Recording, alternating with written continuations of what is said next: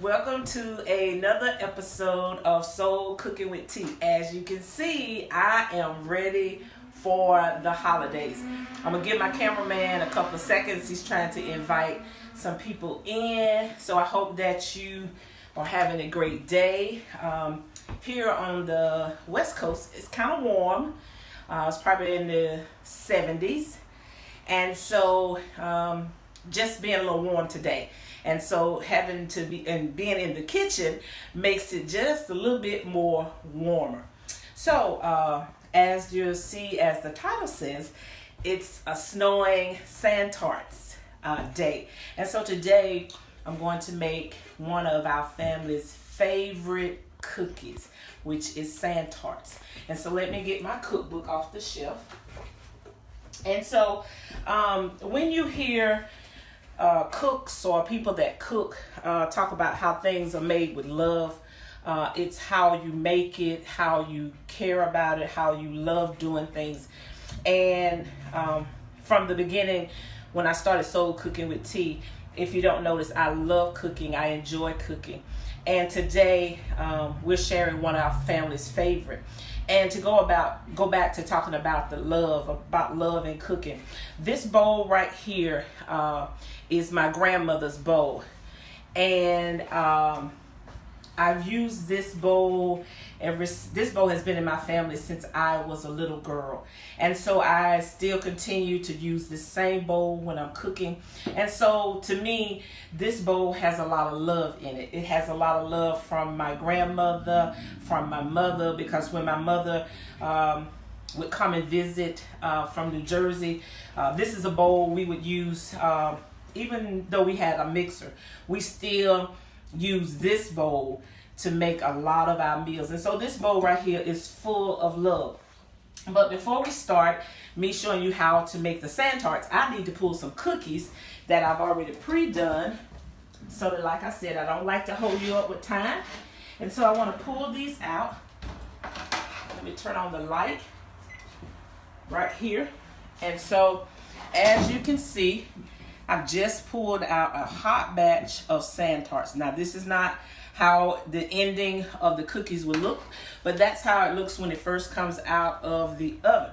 So if you join me back over here at the table, right here is going to be the end results. This is what we call sand tarts. And so today I'm going to show you the simple recipe that we've used to make sand tarts. You're gonna probably hear my cameraman in the background talking, because I want to ask him if we have any viewers, because if we do, we like to welcome you to another episode of Soul Cooking with Tea. So do we have any live viewers? Yeah. Okay, tell me, who do we have today? Regina. Hi, Regina. Welcome to another episode of Soul Cooking with Tea. Is there anyone else we have live with us today? Okay. Not right now. All right. Well, that's okay. We thank you, Regina, for being here in our kitchen today with Soul Cooking with Tea. So, the recipe calls for 1 cup of butter. So these are half cups right here. So I need 2 of them to make a cup. And I've set it out probably about an hour so it could get like room temperature, so that way it's soft. Okay.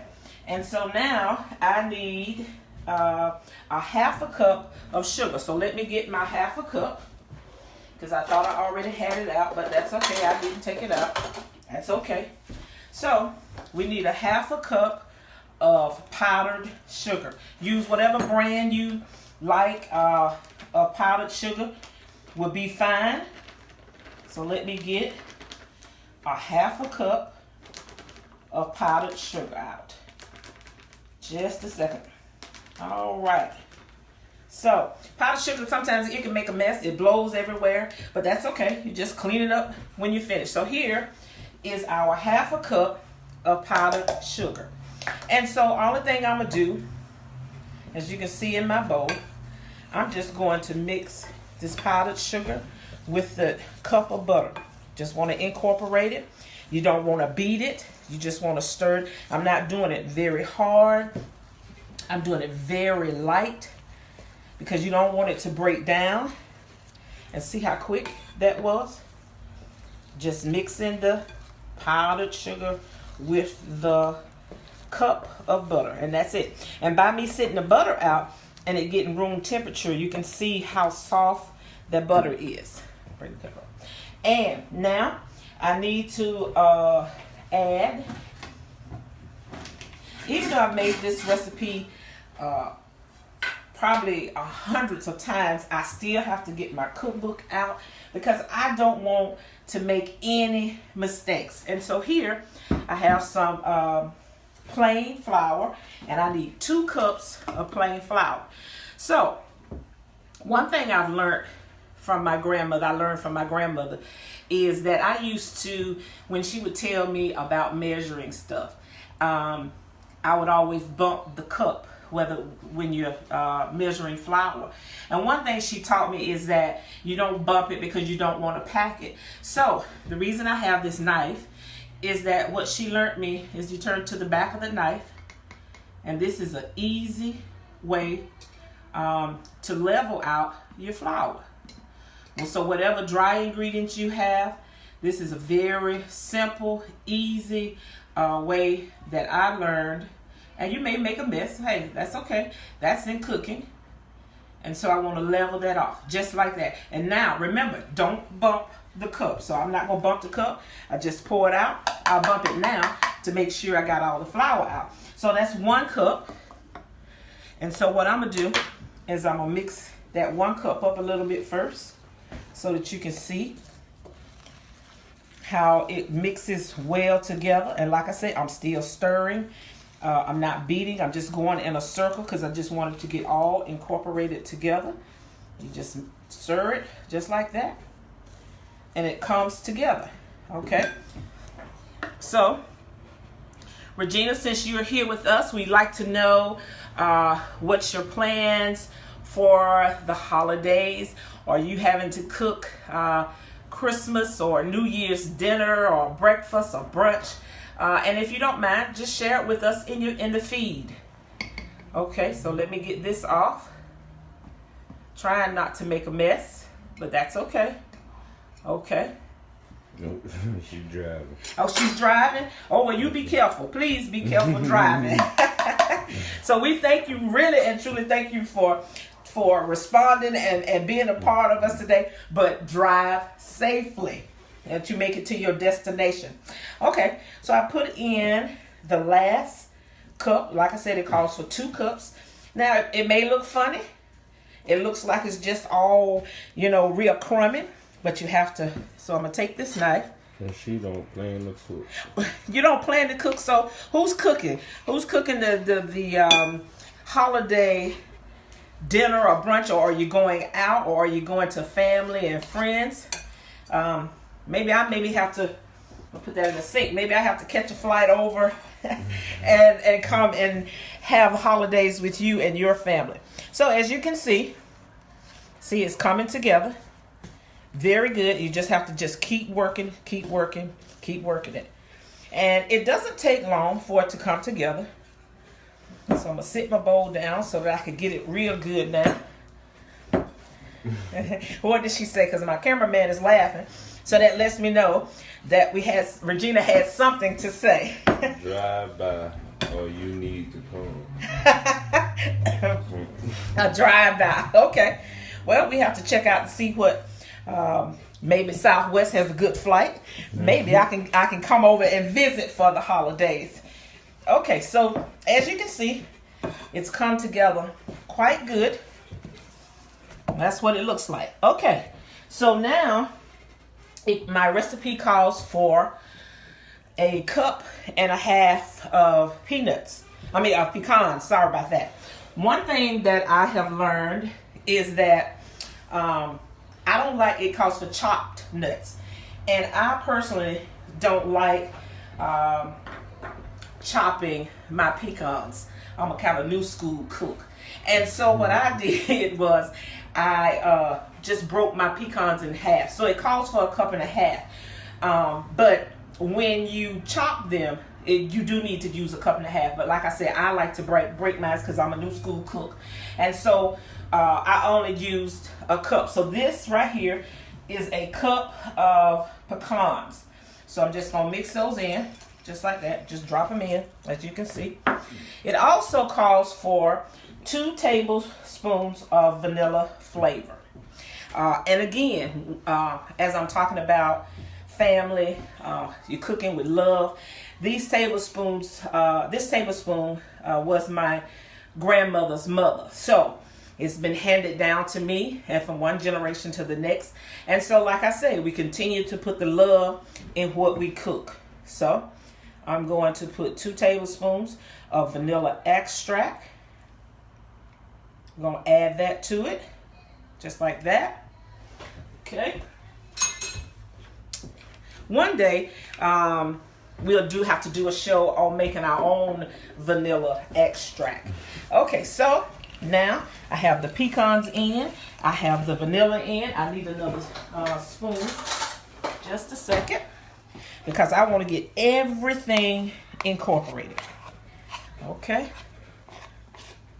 Okay, let's get this off here. All right, I can sit that in the bowl. So I'm just mixing it up. And as you can see, it mixes well. Now, some cooks, you might want to put on some gloves, or you might want to just do this right here to make sure you get it incorporated. You can use 2 spoons if you don't want to put your hand in it.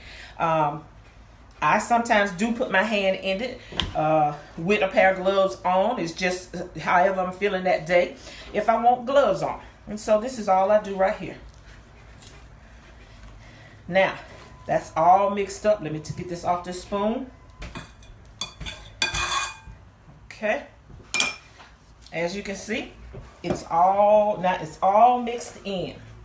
And so, like I said, in this recipe is 1 cup of butter, a cup and a half of pecans, a half a cup of powdered sugar, 2 cups of flour, and 2 tablespoons of vanilla flavor.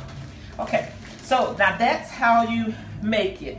So I'm gonna ask my cameraman and he can come over so that you all can see the batter real good while I get my pan together so that I can show you exactly how you put them on your pan. Okay, so he's gonna turn around and I'm gonna switch with him. So let me move some of this out of the way. So you use an ungreased cookie sheet. Remember, ungreased cookie sheet. Just an ungreased cookie sheet. And so what I'm gonna do, just gonna show you, because I already have some already done.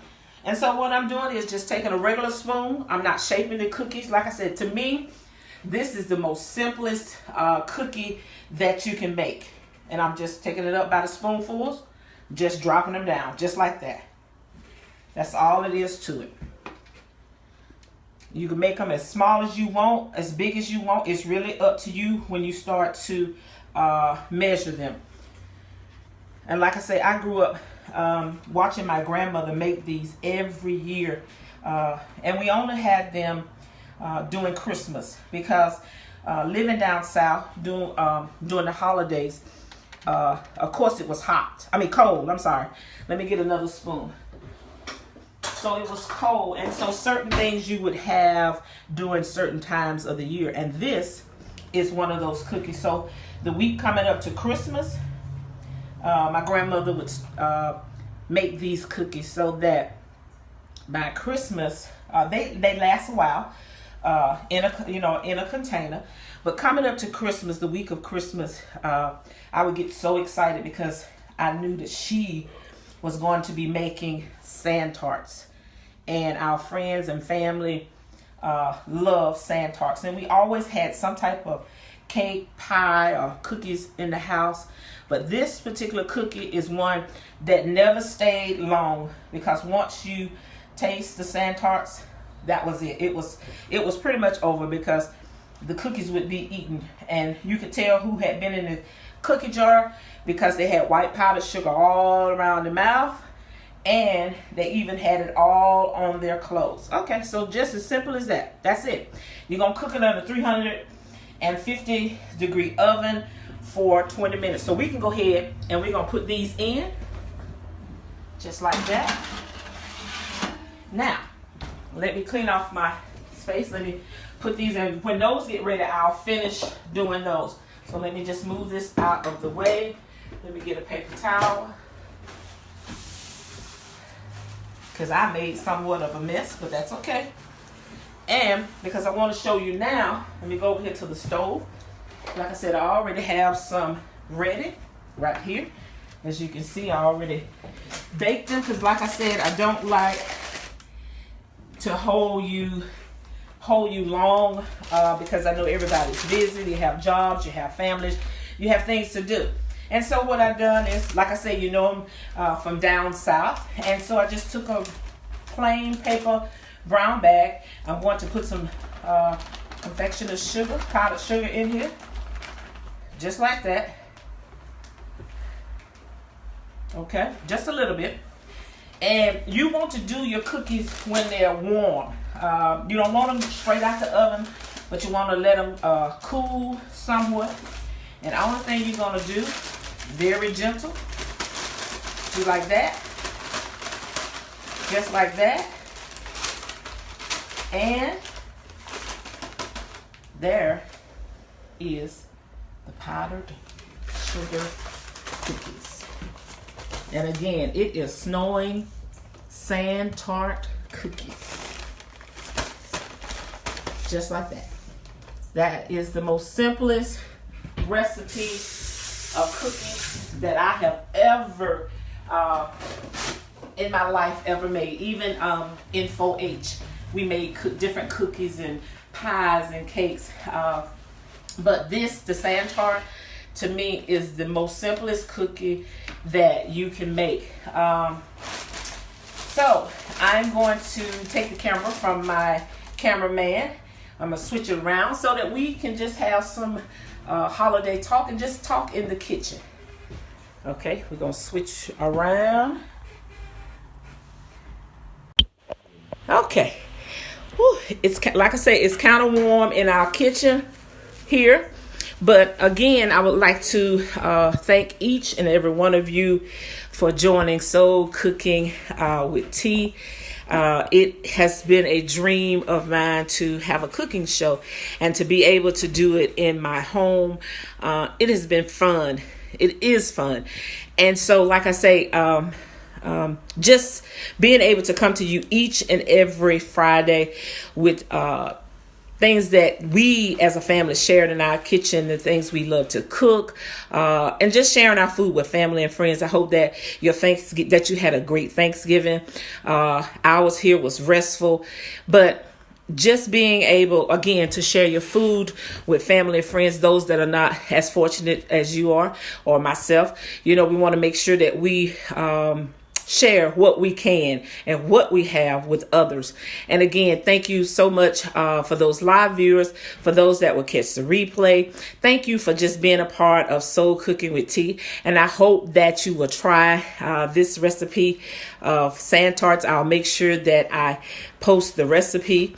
And if you would also like to purchase a cookbook, Cooking for the Soul, all the proceeds go to Girls Help Girls, which is my nonprofit, and it is a tax deduction. I'll make sure I put that in the feed also. The book, you'll get a PDF copy of Soul Cooking with T. It's $5.95, and it's just a collection of recipes that have been handed down from generation to generation. And I'm so thankful that our grandmother entrusted me to be in the kitchen with her each and every day that she was here on this earth, and that I was in the kitchen with her as a child, just learning the recipes and learning the love, and now being able to share some of the recipes and some of the things that we love to cook as a family. So again, thank you for being a part of Soul Cooking with T. I am a girl living my dream.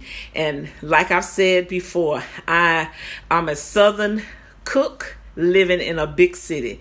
So y'all have a nice and glorious weekend. And we'll see you next week here in Soul Cooking with T. Have a good day.